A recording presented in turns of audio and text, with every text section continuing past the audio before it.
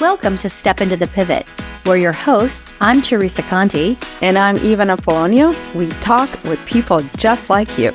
We have honest conversations about current issues that women and men face and how we pivot to address them in our lives. This podcast is your companion as you step into a workout or take some time for yourself.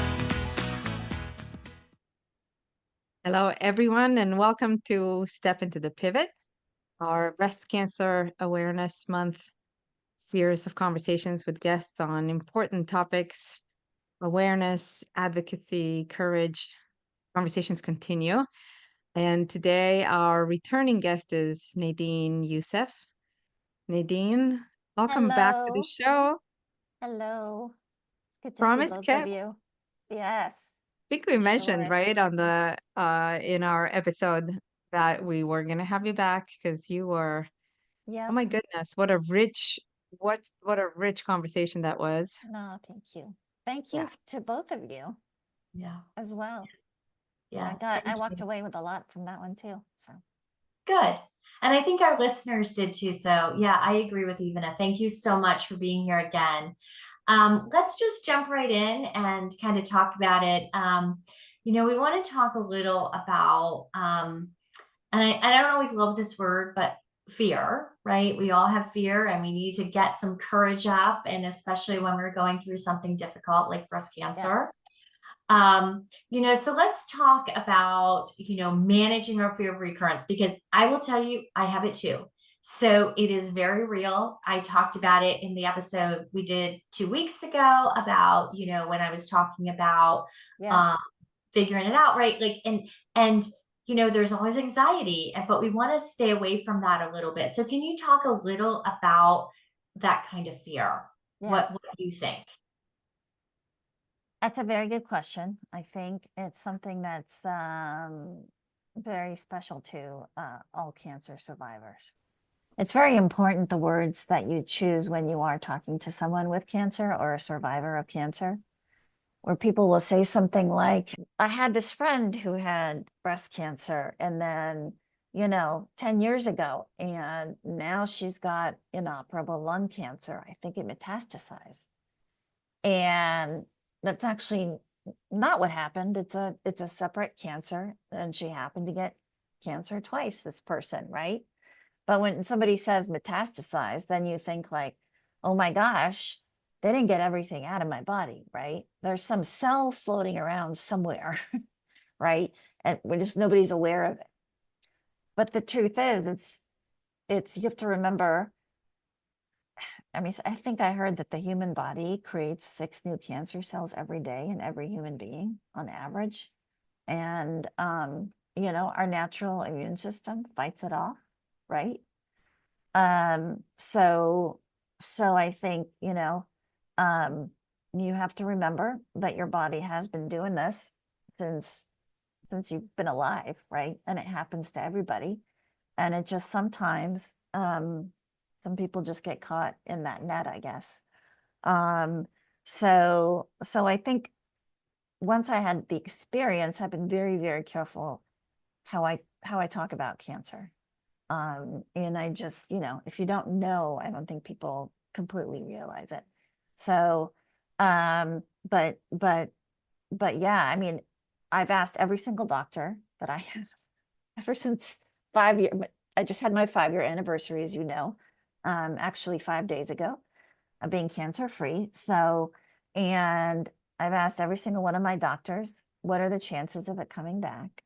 What are the chances of it coming back? I keep hearing these stories, and they've explained to me that, with the form of breast cancer that I had, everything was removed and it was low risk to begin with. So I should be okay. So, but, and I keep asking because I want to get a different answer. And I say, like, what are my chances of getting cancer again? They're like the same as everyone else to get it the first time, the second or third time. It's just this fear, right?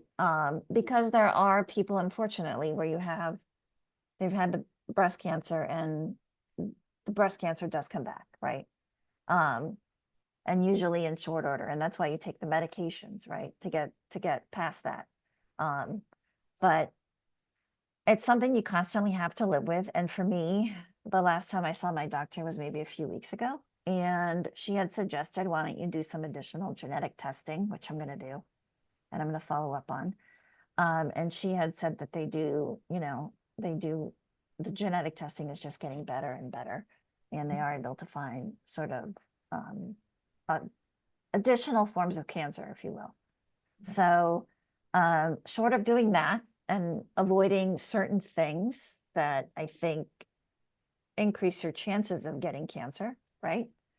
Or, having a recurrence, I feel like I've done what I can. So, you know what I mean? Like you do what you can, and it's just, your mind is just going to go there sometimes. It just is, right?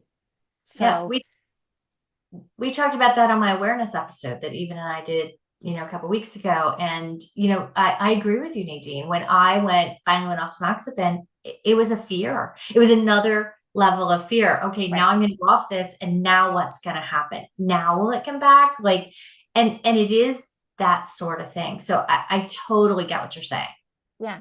And for me, right? For me, it's not the breast cancer coming back I think about. It's what if I have pancreatic cancer? People don't know that they have it. That's a very aggressive one. I lost a friend a year ago who only had a 6-month journey with cancer, and they weren't even sure by the end what it was, if it was esophageal or if it started with skin cancer. Very aggressive, nothing worked.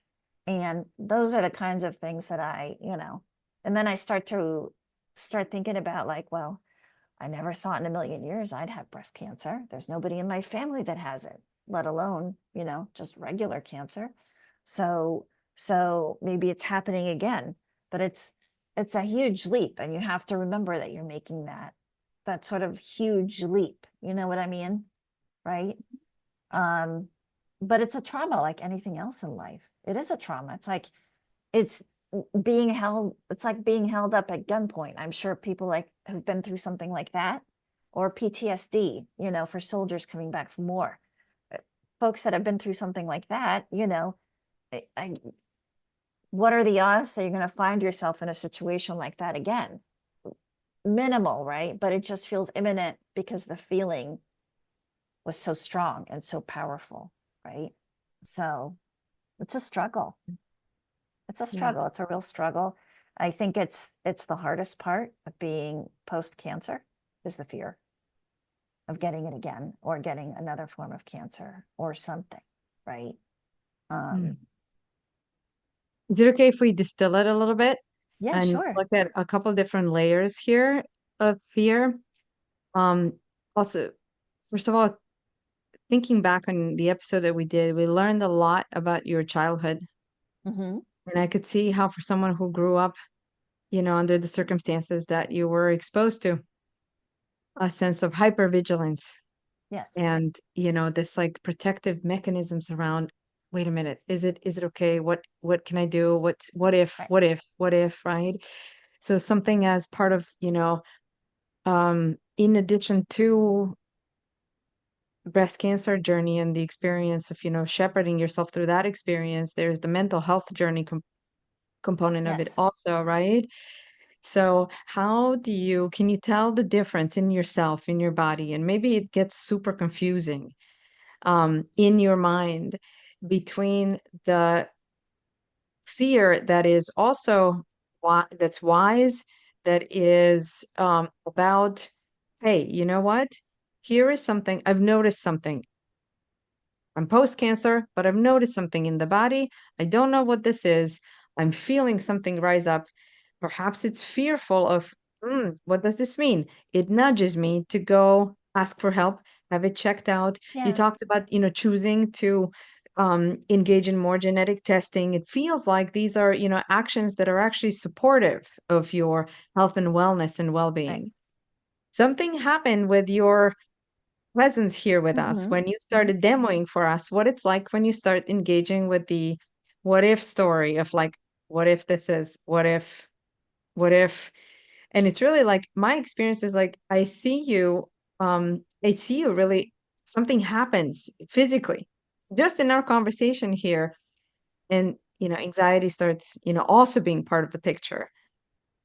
Do you have any comments on those two kinds of, like fear that's more like, hey, you know what, let me take a better look at this and engage my medical team and ask for help and steward, myself through the situation as opposed to feeding the anxiety.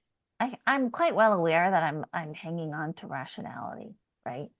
And I'm doing it. I'm hanging onto rationality, like literally like this with my fingertips, right? You ever remember seeing those cartoons where someone's hanging off the building, right? And then the other character comes along and pushes them off, right? But I'm hanging on with rationality and rational thoughts.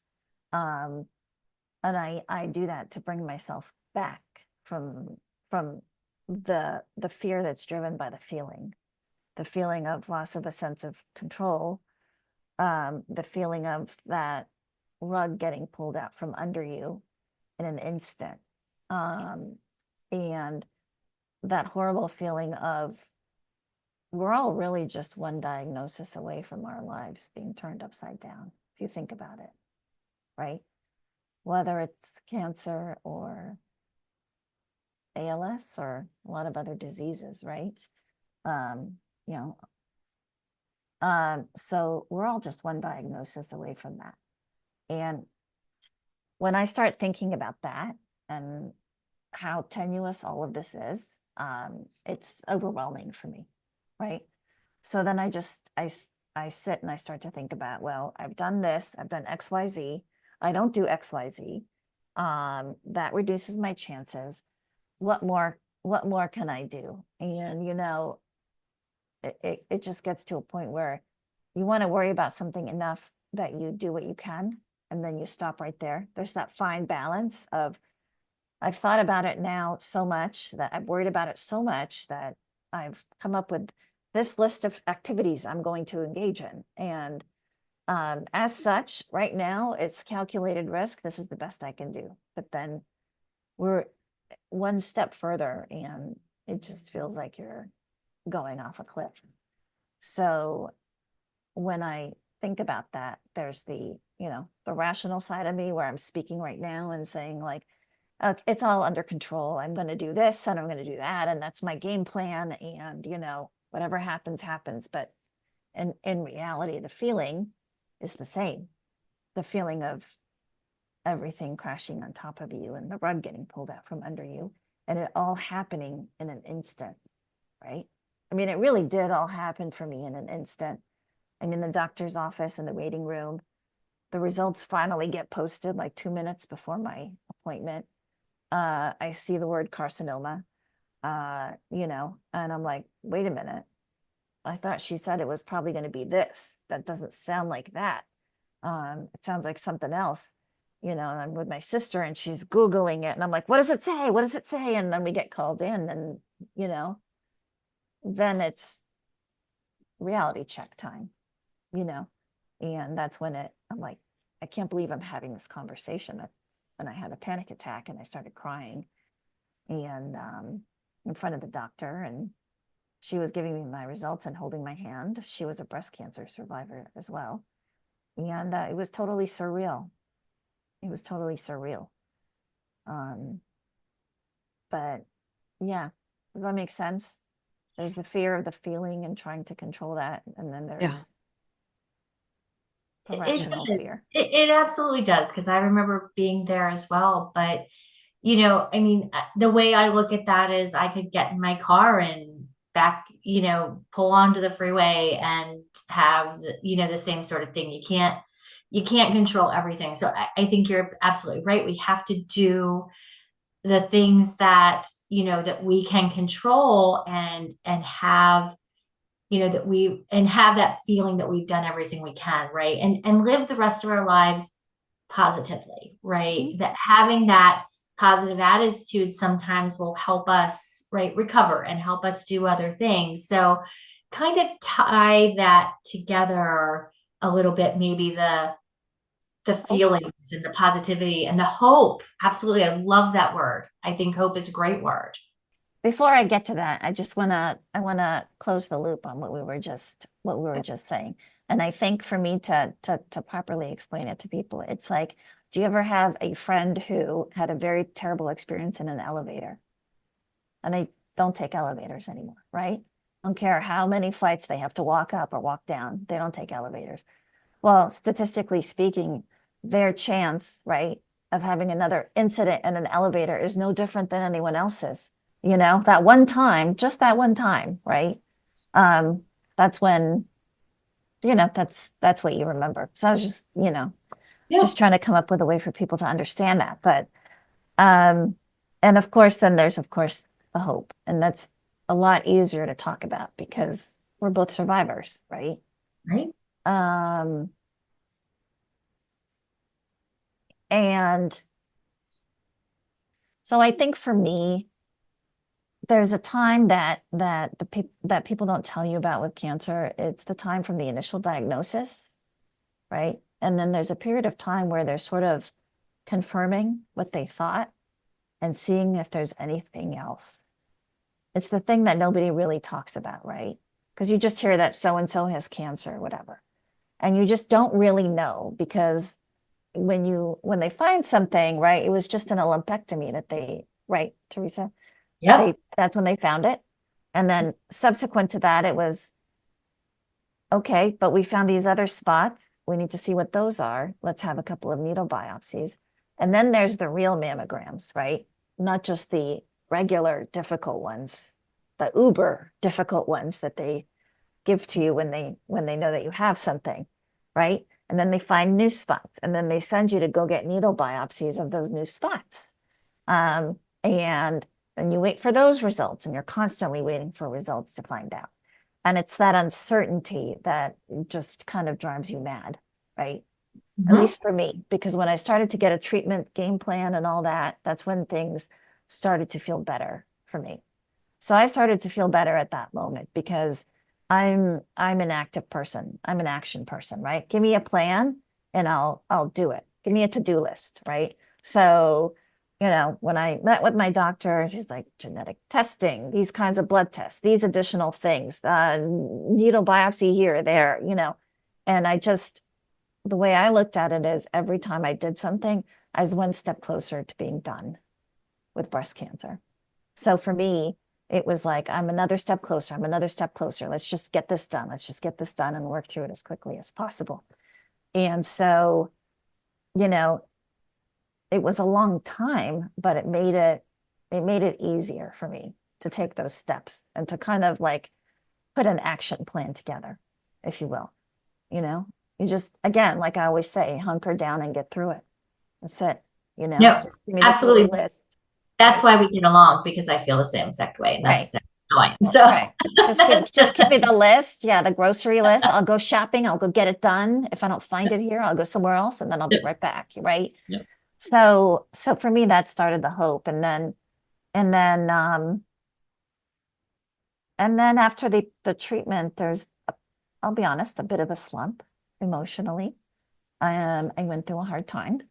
I probably the most depressed that I'd ever been, but that was, you know, for the cosmetic reasons that you start, things just look different after you've had a double mastectomy. That was my treatment plan. I was very aggressive. The doctor said you can either do lumpectomy and umpteen weeks of radiation and things will not look right after the lumpectomy because we got to take out a lot on both sides. Because it was like there were 4 spots. It was everywhere. It was like exploded, right? And the year before, my mammogram was completely free of anything. And then, you know, the 5 years of the tamoxifen. And so then I said, what if I get a double mastectomy? Can I avoid all that? She said, yeah, you could. And I'm like, okay, done. That's what we're going to do. I said, if you're going to do something to them anyway, what does it matter if you take out 30% or you take out 100%? So that's why I opted for the double. And for me, after that, because I did the flap, where they take tissue from my stomach and insert it, you know, into my breasts, and they use that, and they removed the nipples. It was a very hard time. I'm going to be very honest. because when I woke up, I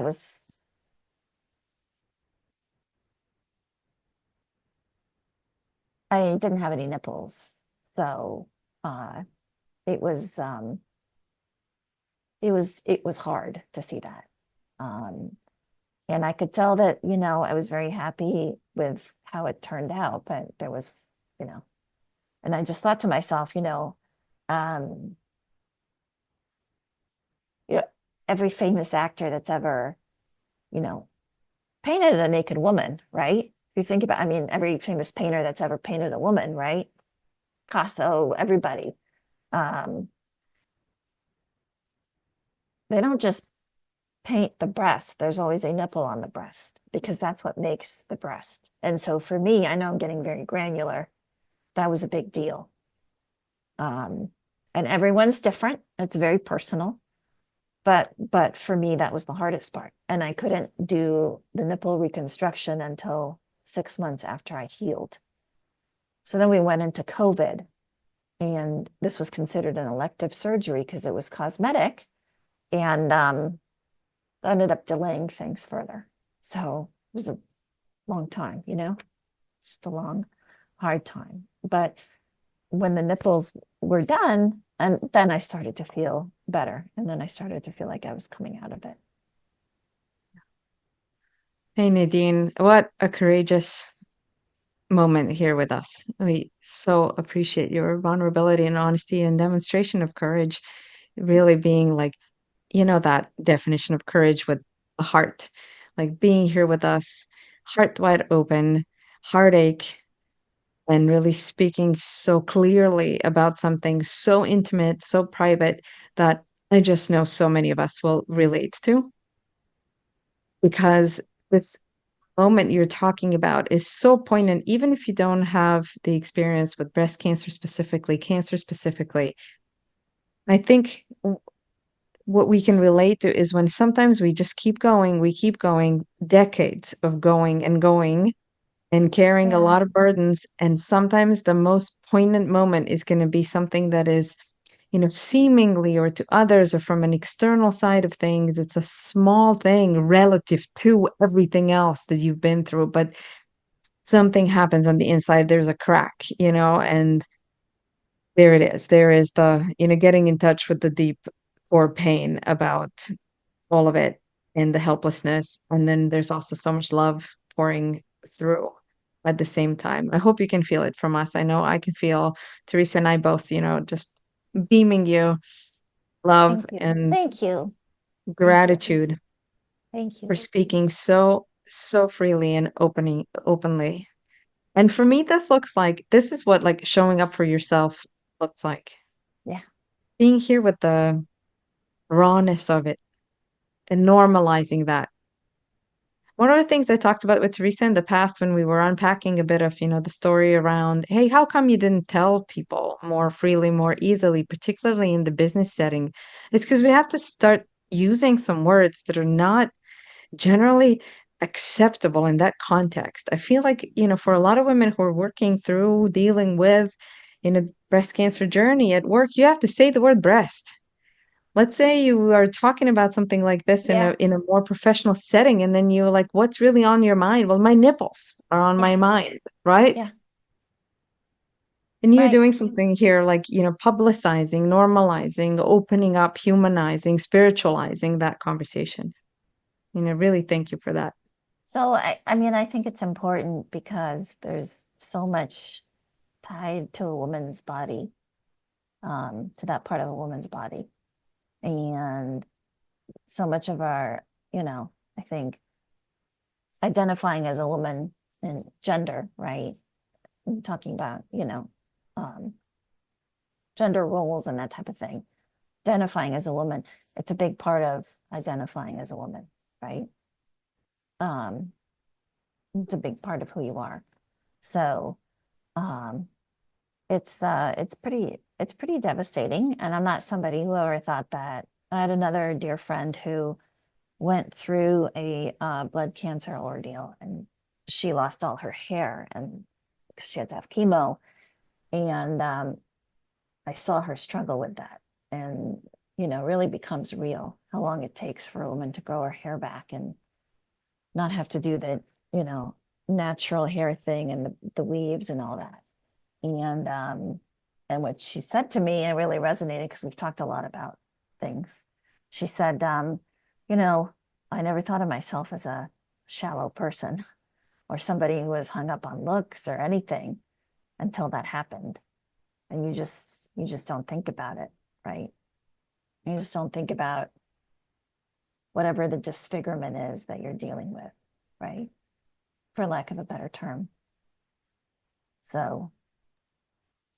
Yeah, I think, what you're talking about here is also, a lot of societal pressures, cultural pressures, Mhm. the inability for the society and the culture to support us when we go through something like this. Mhm. And then we end up, in the middle of really fighting for your life. You're also dealing with this notion of like, wait, different, self-worth and who is this being that's coming through here? Who am I really? And one of the things I want to say out loud in this moment is that for me, when I think about you, Nadine, here you are, like in the depths of the difficulty with it, because you're so awesome and because you're so powerful and because you really are running on this, like, I am not done. Okay. I am not done. This is my gig. This life is, I'm choosing to show up.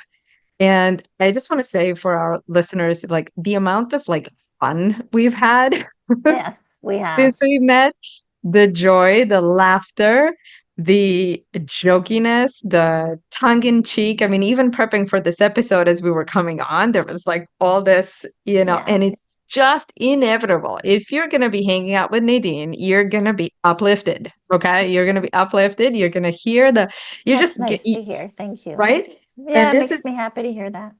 right. And this is part and parcel of it. Like your authenticity, being able to be with what is really hard is also then when when your big spirit and the happiness comes through, it's just so infectious and so, just beautiful. I mean, I hope it helps. I hope it helps folks that are going through it. I think, when we're talking about hope, there's a special club, as I call it, when you um have breast cancer, because there aren't a ton of resources out Yeah. there necessarily. It's these women that you find out about that have been through the journey before you and that are willing to share what they've been through. That to me, that support system was just invaluable and probably the most hopeful part, including my doctor, you know. Um, so, because at one point I was talking to her about implants versus using my own body tissue and that sort of thing. And she said, "You're young enough, you can handle it. Just do it." And I needed someone to say that to me. Yeah. And there is a special club of women that have been through it, and they're women who wanted to pay it forward. Either people at UCLA where I had my treatment introduced me to them, or friends of friends, or whomever. And since then, I've had a lot of people reach out to me since my own treatment and say, "I have a friend who was just diagnosed. Can they ask you some questions?" And of course, you say yes, and you do that for other people, and it really helps them. It takes the mystery out of it. It really does. 100%. And we've talked about that on a few of our episodes. So I love the way we tied that together, because I think what they've learned, what I hope our listeners have learned here, you are going to be afraid, and fear is okay. And then, you have to have the courage to get through it. But I think by talking to others who've survived it, it Yep. gives you all the hope in the world, right? Yes. To me, it just ties it together so nicely, Yeah. because it's hard to have it's easy to be afraid, and it's hard to have courage some days, but to have that hope makes it good. So Right. let me just ask you kind of one last question. Yeah. When we talk about how our pivots are always a step forward, right? What kind of advice would you give to somebody who struggles to find courage? That's a difficult one. It is, because it would be hard for me to answer too. but I think it's important because we all need to find that sometimes. I leaned a lot on my family and my friends, you know. My friends really showed up for me. And I remember before I went in for my double mastectomy, I was there at like 6 a.m. And before I was wheeled into surgery, it was like one doctor after another coming in because I had a 10-hour procedure that day. And I remember having my best friend from high school on one side of the bed and my best friend from college on the other side of my bed. And I just remember thinking like, this is all I need, you know? And then of course I had my sister who slept in a chair for 4 nights in a row, because I didn't want to be alone at night. So, and she did that for me, so, I had a lot of that. And I think for me, like leaning on them, was a very, very, very big part of, finding the courage and the support that I needed to get through it at the time. So, and afterwards too, afterwards in the coping and trying to understand what happens to you and all that, I think that takes courage too, is to face it. And my friends and my family have been pivotal in that point too. Yeah. It's the support system too, right? I mean, that's what you were basically saying, right? That helps us to have some of the courage we need to get through that time. So I totally agree with that. I think that's perfectly clear in everybody I've talked to who's undergone this journey. Yeah. So, all right, Ivana, I'm sure you have something to say to wrap us up. So I'm excited. You're just listening to us kind of talk about it, but there's always something that we can add. So Closing the circle with, Nadine, you being part of that support system for others in the ways that you talked about here, when it's really specific to the context where somebody says, hey, I know someone who's going through something similar to what you went through. Can they give you a call? Then also just your general availability and the disposition of, hey, how can I be here now, more present, more available, and be of service when that's needed. We talked about that on our last episode, and I know that that's, a lifestyle for you, and that is It beautiful. has to be. And you go through something like that and you see like the little things that people do. For example, one of the nurses in the hospital who was especially kind to me and who on my last day gave me extra bandages and extra things that I needed, to take care of myself at home. Things like that, right? The ladies that I met in this special store that they have at UCLA, where you go and you have to buy the special bras for your post-mastectomy stuff and things like that, and the time and the care that they took, right, to explain things to me. It's things like that, right? So to me, just doing that for other people, whatever it is that they're going through, it doesn't have to be breast cancer, obviously. It really does lighten people's loads, I like talking about how cliches are cliches until they become a lived experience. And then, like, oh, that's what they mean. Like when it's visceral. So I heard 2 things that we are like, that's a nice, like social media post. And here we are talking about like, no, seriously, lived experience. You don't have to go through it alone. Yeah. Asking for help makes a difference. Yep. And little things can go a long way. Like can really be huge moments of connection and helpfulness. Yeah. Thank you for this. Yeah, it all adds up, right? Thank you. Yeah. Yeah. Thank you for being here with us again today. Of course. It was great. And we appreciate you coming back to talk to us some more. So to our listeners, that's it for this episode of Step Into the Pivot. We'll see you next week and with another great guest in our Breast Cancer Awareness Month. Yes. Thank you, everybody. And let's be inspired by Nadine But if you have a pivot that's inviting you to be courageous, step into it. Thank you so much for joining us on this episode of Step Into the Pivot. We hope you found inspiration and valuable insights from our conversation. Remember, life is a series of pivots, and it's in those moments of change that we truly grow. If you enjoyed today's episode and want to stay connected, make sure to check out our websites. You'll find additional resources, behind-the-scenes content, and more details about our incredible guests. We love hearing from listeners, so reach out with your thoughts, questions, or your own pivot stories.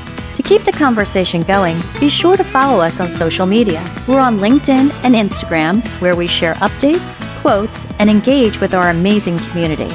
If you haven't already, please subscribe, rate, and leave a review. Your feedback makes a difference, and it helps us bring you meaningful conversations. We're signing off, reminding you that every pivot is a step forward. Take care, and we'll catch you on the next episode of Step Into the Pivot.